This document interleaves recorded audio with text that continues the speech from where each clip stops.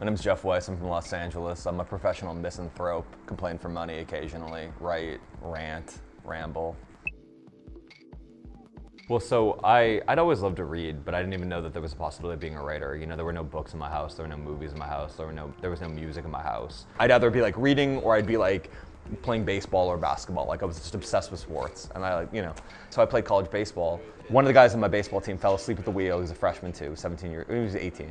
A tragedy happened, and I started writing a novel based on the event, the accident, and kind of just the idea and pledging this fraternity and conformity and how I hated fraternities, and I wanted to kind of show the world like what happened and like the loss of this kid's life who was super talented and young, and like, but that was kind of what kickstarted me to become a writer, because I was just so devastated at my friend's death. So I wrote a story on Soulja Boy and how Soulja Boy basically cracked the internet because he was like the first real YouTube phenomenon. So I wrote an article for the LA Weekly. It was the second article I ever wrote for LA Weekly, and it ended up in the best American music writing book. Once I heard that, I was like, all right, like you can do this. If the second article you ever wrote ended up in this like anthology, like you'll be fine. I mean, just growing up in LA, like in the 90s, if you liked music, you liked hip hop.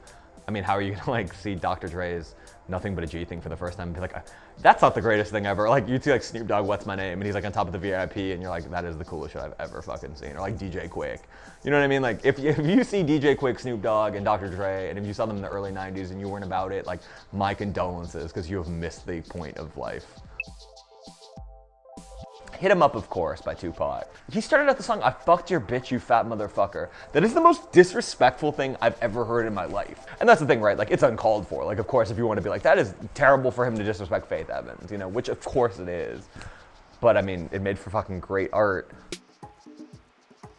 When I'm researching or writing a story, I try to find like a black hole or some kind of wrinkle in time and just scream into it as loud as I can and kind of hear the echoing nonsense in the back of my head come back to me. Yeah, for about 12 years I was stoned for like the entirety of most of my writing career, I was just high as fuck.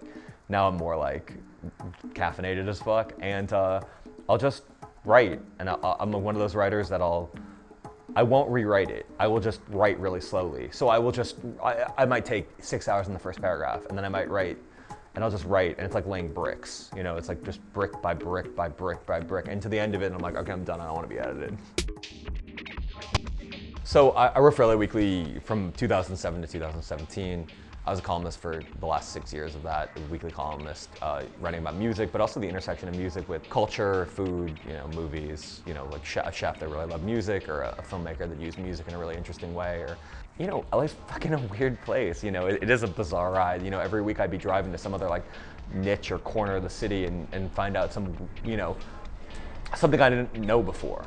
And that was what was so exciting about it, because it allowed me to paint LA for like the kind of variegated, diverse canvas that it was, not just like the stereotypical like binary of light and dark that most people think of when they think of Los Angeles. We heard it was for sale. No one communicated with any of the writers about it being for sale. No word. The price apparently kept on dropping. Basically, we find out it gets sold late in the summer, but no one knows who bought it. Basically, right after Thanksgiving, word comes down that everyone's been laid off. But at first, none of us even knew it. None of the freelancers, you know, even though I was a columnist, I was still technically freelance. They didn't meet with anyone, they didn't do any exit interviews. They just basically sent an email to the publisher at midnight being like, you're fired, half your business staff is fired, the editor's fired, and every other editor beneath her is fired. So they fired dozens of people. They blurred lines between advertising and editorial. So basically what you read in the LA Weekly may or may not be an ad. All rules of journalism have been upended for them. We have the Save LA Weekly website.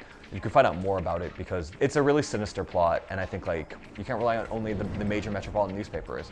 Like there has to be something like from the ground, from the soil, and I think the LA Weekly at its best represented the people. And now, I mean, now the people running it are a bunch of Orange County transplants. There's maybe one writer from LA, they're all from Orange County, and we all need to fight back because this is bullshit. Fuck Seminole Media as a staff, record label, and as a motherfucking crew. And if you're down with Seminole Media, then fuck you too.